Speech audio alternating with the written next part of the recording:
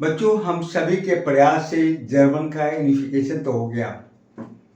अब इटली का यूनिफिकेशन हम सभी को प्रयास करके इटली का भी यूनिफिकेशन कर देना है बच्चों। बस आप थोड़ा सा पेशेंस रखें। बस हम लोग अब इटली का यूनिफिकेशन शुरू करने जा रहे हैं। जर्मनी की तरह इटली में भी राजनीतिक विखंडन, पॉलिटिकल फ्रेगमेंटेशन एक लंबा इतिहास था। अलग अलग जर्मनी की तरह इटली भी एक अलग अलग राज्यों में, अलग अलग क्षेत्रों में बटे हुए थे। इटली अनेक वंशानुगत राज्यों, सेवरल डायनेस्टिक और मल्टीनेशनल हैब्सबर्ग एम्पायर यानी बहुराष्ट्रीय हैब्सबर्ग साम्राज्य में बिखरा हुआ था। जैसा कि आपने जर्मनी के केस में भी देखा, अब इटली का भी सेम केस है। अब जिसका फ्रेगमेंटेशन कहा जाता है कि अलग अलग क्षेत्रों में बटे हुए थे। 19वीं सेंचुरी के मध्य इटली 7 राज्यों में बटा हुआ था, जिसमें एक भाग पर सार्डिनिया पीडमोंट में इतालवी राजघराने का शासन था। अब हम ऊपरी भाग की बात करें, यानी इटली, जो आज का इटली देख रहे हैं, जस्ट आप इमेजिन करें, आप उसका ऊपरी भाग करें जो आज आप इटली देख रहे हैं। ऊपरी भाग में पहले ऑस्ट्रियाई हैब्सबर्ग के अधीन था। मध्य भाग, जो बीच का जो भाग है, वह पोप का शासन था। उस पर जो पोप का आप जानते हैं कि क्रिश्चियन का एक सबसे बड़े महत्वपूर्ण जो धार्मिक अधिकारी होते हैं, जिन्हें पोप कहा जाता है, वह भाग भी मध्य भाग पोप का अधीन क्षेत्र में था। अब नीचे की बात करें, दक्षिण की बात करें, तो दक्षिण क्षेत्र में स्पेन के बुर्बो राजाओं के अधीन थे। इटली की भाषा इतालवी है, जो इटली में वह भाषा का प्रयोग नहीं किया जाता था। लोग इटली भाषा को पूर्ण रूप से नहीं जानते थे, इसीलिए उस भाषा का एक पूर्ण रूप से उसका प्रयोग नहीं होता था। इन सभी 7 राज्यों में उसके विविध क्षेत्रीय और स्थानीय भाषा बोली जाती थी। इसका अर्थ था कि अभी लोगों में इटली का कोई यूनिफिकेशन या एकीकरण का जो प्रयास नहीं हुआ था, और लोग एकीकरण को समझते भी नहीं थे कि एकीकरण क्या होता है। सभी क्षेत्रों की अपनी अपनी अलग पहचान थी। सभी क्षेत्रों की एक राष्ट्र की पहचान नहीं बनी हुई थी, लेकिन इटली को राष्ट्र की पहचान कराने के लिए कुछ क्रांतिकारियों का प्रयास जारी रहा। तो इस प्रकार से देखते हैं कि इटली का जो फ्रेगमेंटेशन, जो बटे हुए भाग थे, जिन्हें एकीकरण करना था, और प्रयास भी एकीकरण का जारी था।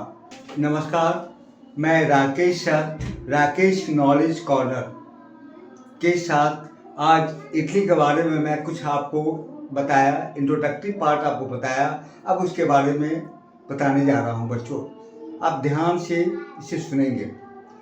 1830 के दशक में जोसेफ मैजिनी ने इटली को एकीकृत गणराज्य बनाने की कोशिश की थी।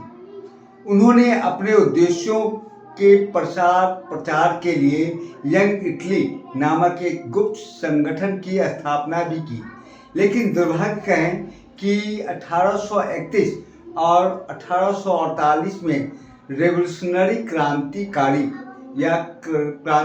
विद्रोह की असफलता, युद्ध के जरिए इतालवी राज्यों को जो जोड़ने की जिम्मेवारी उन्होंने उठाया था, अब यह जिम्मेवारी जो इटली राज्यों को एकीकृत करने की जो जिम्मेवारी थी, वह सार्डिनिया पीडमोंट के शासक विक्टर मैनुअल द्वितीय पर आ गई।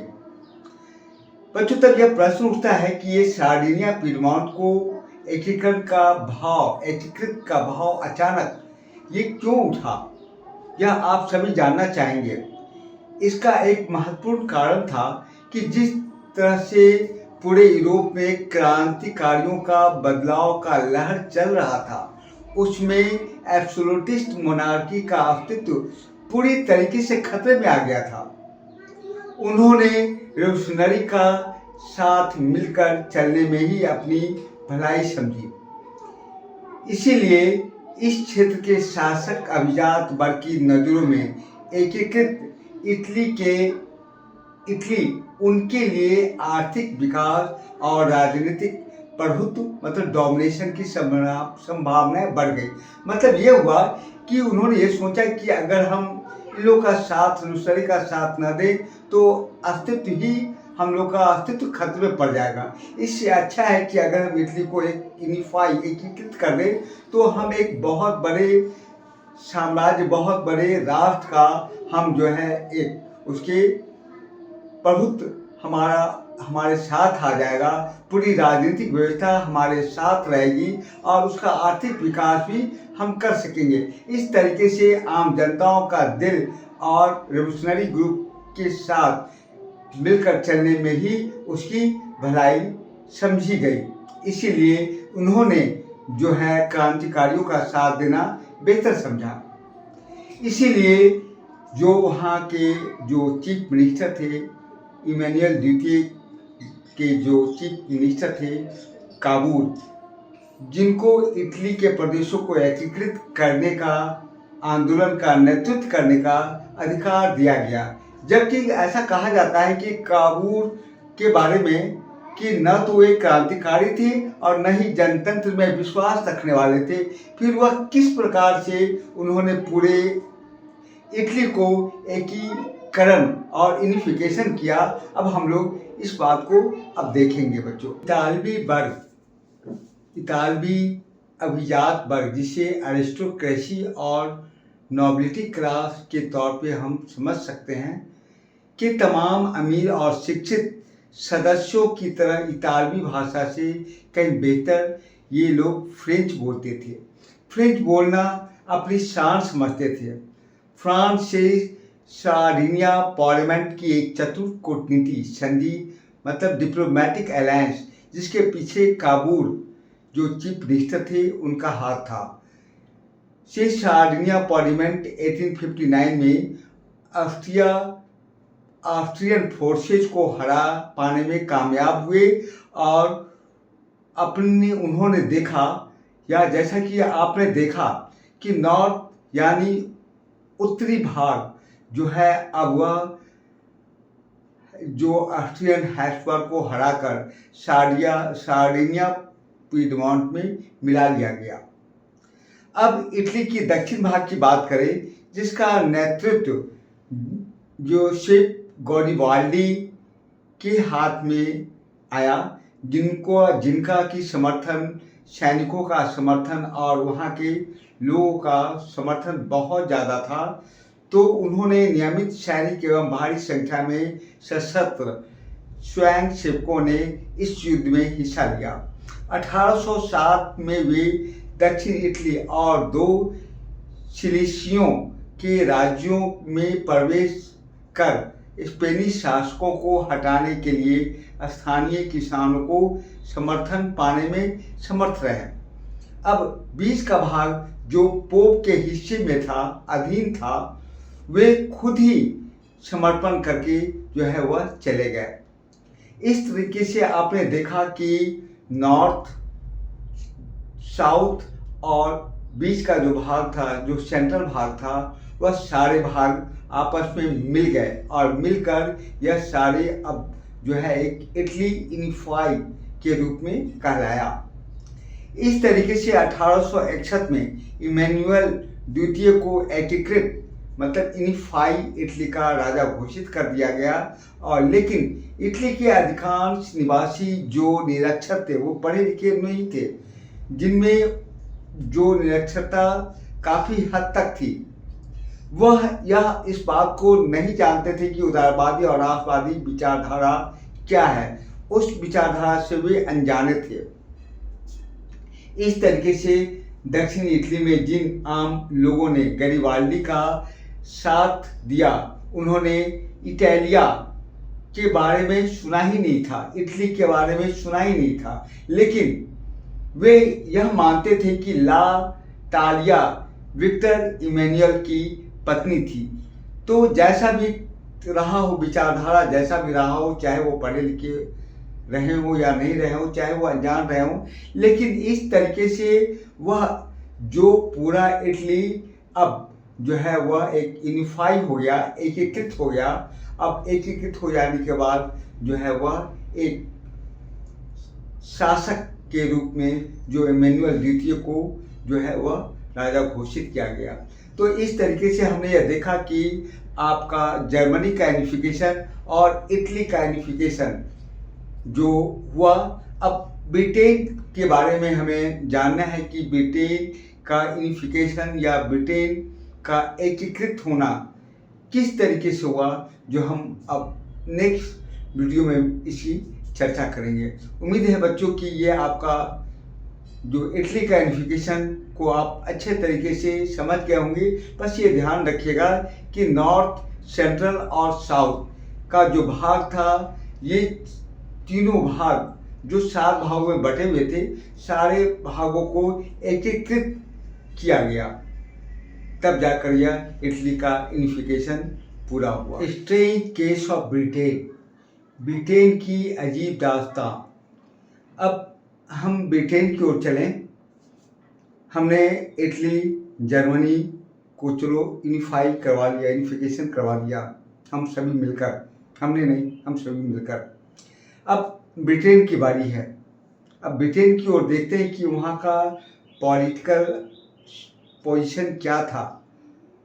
वहाँ का जो आप आइलैंड समूह आप देखते हैं, यह सब एक समूह था जिसको कि जिसके बारे में आप विस्तृत रूप से पढ़ेंगे।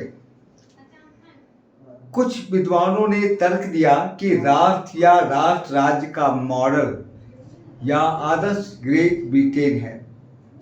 ब्रिटेन में राष्ट्र राज्य का निर्माण अचानक कोई उथल पुथल या क्रांति का परिणाम नहीं था, जैसा कि आपने जर्मनी, इटली के केस में देखा। वहाँ क्रांति हुई, फिर वही के शासक वर्ग के प्रयास से जर्मनी एवं इटली को यूनिफिकेशन किया गया। नमस्कार दोस्तों, मैं Rakesh sir, Rakesh knowledge corner. आज मैं ब्रिटेन की अजीब दास्तां, स्ट्रेंज केस ऑफ ब्रिटेन के बारे में चर्चाएं करने आया हूं, ताकि वह एक ब्रिटेन एक राष्ट्र कैसे बन पाया जो छोटे छोटे आइलैंड में बटे हुए थे। ब्रिटेन में एक लंबी चलने वाली प्रक्रिया का नतीजा था। 18वीं शताब्दी के पहले ब्रिटानी राष्ट्र था ही नहीं। जो आप ये कहें कि ब्रिटेन की जो बात करते हैं, वह ब्रिटानी कोई राष्ट्र नहीं था। ब्रिटेन द्वीप समूह में रहने वाले लोगों जैसे अंग्रेज थे, वेल्स, स्कॉट या आयरिश की नतीजा जो इथेनिक अलग अलग जनजातियां के लोग थे, जिनकी अपनी भाषा, अपनी संस्कृति थी। ये इन सभी जातीय समूह की अपनी संस्कृति और राजनीतिक परंपराएं थी। लेकिन इंग्लैंड धन दौलत, अहमियत और सत्ता में वृद्धि हुई, वह द्वीप समूह के अन्य राष्ट्रों पर अपना प्रभुत्व बढ़ाने में सफल हुआ। जैसा कि आपने देखा कि इंग्लैंड में जो इंडस्ट्रियल रेवोल्यूशन हुई और वह जो व्यापार से पैसा जो कमाया, पैसा जो अर्जित किया, जिसके बल पे अंग्रेज जो है अपने आप को इन सभी ग्रुपों में सबसे प्रोमिनेंट ग्रुप कहलाए, और यह एक सभी मिलकर ब्रिटेन में सभी मिलकर एक राष्ट्र का निर्माण कर डाला। तो एक लंबे टकराव और संघर्ष के बाद, जो आपने पहले ये जानते थे कि ब्रिटेन में राजतंत्र था, ये राजतंत्र से 1688 में जो है वह ताकत छीन ली गई और इस संसद के माध्यम से एक राष्ट्र राज्य का निर्माण हुआ, जिसका केंद्र इंग्लैंड था। इंग्लैंड और स्कॉटलैंड के बीच एक्ट ऑफ यूनियन 1707 से United kingdom of great Britain का गठन हुआ। तो आपने देखा कि इंग्लैंड और स्कॉटलैंड को आपस में मर्ज कर दिया गया और जिसका एक नाम दिया गया United kingdom of great Britain. इस प्रकार इंग्लैंड और स्कॉटलैंड पर अपना प्रभुत्व या अधिकार क्षेत्र में ले लिया। इस प्रकार इंग्लैंड और स्कॉटलैंड एक हो गए, लेकिन संसद में या पार्लियामेंट में इंग्लैंड के सदस्यों का दबदबा रहा, क्योंकि इन लोगों के पास बहुत सारे पैसे थे। एक ब्रिटानी पहचान के विकास का अर्थ यह हुआ स्कॉटलैंड की खास संस्कृति और राजनीतिक संस्थान या इंस्टीट्यूशन जो योजनाबद्ध तरीके से उसे सप्रेस कर दिया गया, दबा दिया गया, उसे उठने का मौका नहीं दिया गया, क्योंकि यह हम जानते हैं कि इंग्लैंड के सदस्यों का ही पार्लियामेंट में दबदबा था। स्कॉटिश के निवासी जो कैथोलिक लोग ने जब भी अपनी आज़ादी व्यक्त करने की कोशिश की या प्रयास किया गया, उन्हें दमन का सामना करना पड़ा। जो लोग नहीं माने उन्हें देश छोड़ने के लिए मजबूर किया गया। आपको बता दें कि क्रिश्चियन दो भागों में बटे हुए थे। जो क्राइस्ट के मरने के बाद क्रिश्चियन का वह दो भागों में बट गए। एक कैथोलिक जो क्राइस्ट को पुराने परंपराओं को मानने वाले लोग थे और उन लोगों के पास जो संपन्न व्यक्ति नहीं थे या पैसे की कमी थी। दूसरा था प्रोटेस्टेंट, जो अलग विचारधारा के लोग थे, वह संपन्न वर्ग थे। ब्रिटेन भी प्रोटेस्टेंट था और ज़्यादा दबदबा ब्रिटिश पार्लियामेंट में वह प्रोटेस्टेंट का था। अब आप यह समझ गए होंगे कि ब्रिटिश पार्लियामेंट में ब्रिटेन की दबदबा क्यों थी। अब हम आयरलैंड की बात करें। जिस प्रकार ब्रिटिश साम्राज्य का अंग बना, आयरलैंड का भी कुछ ऐसा ही हश्र हुआ, जैसा कि आपने स्कॉटलैंड का भी देखा। वह देश कैथोलिक और प्रोटेस्टेंट धार्मिक गुटों में बटा हुआ था, जिसकी चर्चा हम पहले ही कर चुके हैं। अब इस पर विशेष विश्लेषण की आवश्यकता नहीं है। अंग्रेजों ने आयरलैंड में प्रोटेस्टेंट धर्म मानने वालों की बहुसंख्यक मेजॉरिटी कैथोलिक देश पर प्रभुत्व बढ़ाने में सहायता की थी। मतलब ये कहा गया कि कैथोलिक जो मेजॉरिटी में थे और प्रोटेस्टेंट बहुत कम थे, लेकिन फिर भी प्रोटेस्टेंट की सहायता अंग्रेजों ने की, जिसका परिणाम क्या हुआ कि वह कैथोलिक चाहकर भी अपने आप को नहीं रोक पाए और कैथोलिक विद्रोह हुआ, जिसको कि निर्ममता बहुत सप्रेस कर दिया गया और निर्ममता के साथ उसे कुचल दिया गया, जैसा कि आपने देखा। अब वुल्फस्टोन जो आपका कैथोलिक मानने वाले थे और वह नहीं चाहते थे कि वह अंग्रेज के साथ मिलकर रहें, तो उन्होंने भी विद्रोह करने की कोशिश की। वुल्फस्टोन और उनकी यूनाइटेड आयरिश मैन 1798 की अगुवाई में हुए असफल विद्रोह के बाद 1801 में आयरलैंड को बलपूर्वक यूनाइटेड किंगडम में शामिल कर लिया गया। एक नए ब्रिटानी राष्ट्र का निर्माण पूरा हुआ एवं ब्रिटिश संस्कृति का प्रचार प्रसार किया गया, ताकि यह लगे कि कि ये सारे जितने भी जो आइलैंड थे सभी को ब्रिटिश ने अपने में मिला लिया था और वह सब ब्रिटिश आइलैंड का जितने भी आइलैंड थे सभी को एक समूह में, एक संगठन में लाया गया, जिसके ऊपर ब्रिटिश संस्कृति को थोपा गया, वहाँ की कल्चर, वहाँ की भाषाओं को थोपा गया। नए ब्रिटिश या ब्रिटेन की प्रतीक चिन्हों ब्रिटानी झंडा, जिसको यूनियन जैक कहा गया, और राष्ट्रीय गान God save our noble king को खूब बढ़ावा दिया गया, ताकि यह पता चले कि भाई ये ब्रिटिश के ही अंग हैं और ये सारे सहयोगी हैं। अब पुराने राष्ट्र इस संघ के सहयोगी के रूप में ही रह गए। अब उनकी जो है आगे कुछ भी, अब वह आगे विद्रोह नहीं कर सकते थे। यह इस तरीके से सारे जो है चक्रव्यूह में पूरे जो आइलैंड थे उसको बांध दिए गए। तो इस तरीके से हमने यह देखा कि ब्रिटिश जो अपने आप में एक स्ट्रेंज केस कहा गया, यह इसीलिए स्ट्रेंज केस कहा गया कि इसमें ज़्यादा जो है वह ज़्यादा विद्रोह नहीं हुआ, ज़्यादा मिलिट्री फोर्स का यूज नहीं किया गया। ये सारे केस यह बताते हैं कि ब्रिटेन जो है एक स्ट्रेंज केस बना यूनिफिकेशन के मामले में। अब आगे का एनसीईआरटी का सब टॉपिक राष्ट्र का दृश्य कल्पना जो विजुअलाइजिंग द नेशन एवं राष्ट्रवाद और साम्राज्यवाद एक टॉपिक है जो हम अगले वीडियो के साथ जल्द ही इसका चर्चा लेकर आपके सम्मुख उपस्थित होंगे। उम्मीद है कि जर्मन, इटली और ब्रिटेन की जो स्टोरी है, कहानी है, वह हम आपको अच्छे तरीके से बताने में सफल हुए होंगे। इस बात का आप जो है कमेंट्स बॉक्स में सब्सक्राइब करेंगे और किसी भी प्रकार की अगर कोई परेशानी होगी समझने में तब कमेंट बॉक्स के माध्यम से आप मुझे बताएंगे, तो मैं उसे दूर करने की कोशिश करूँगा। नमस्कार।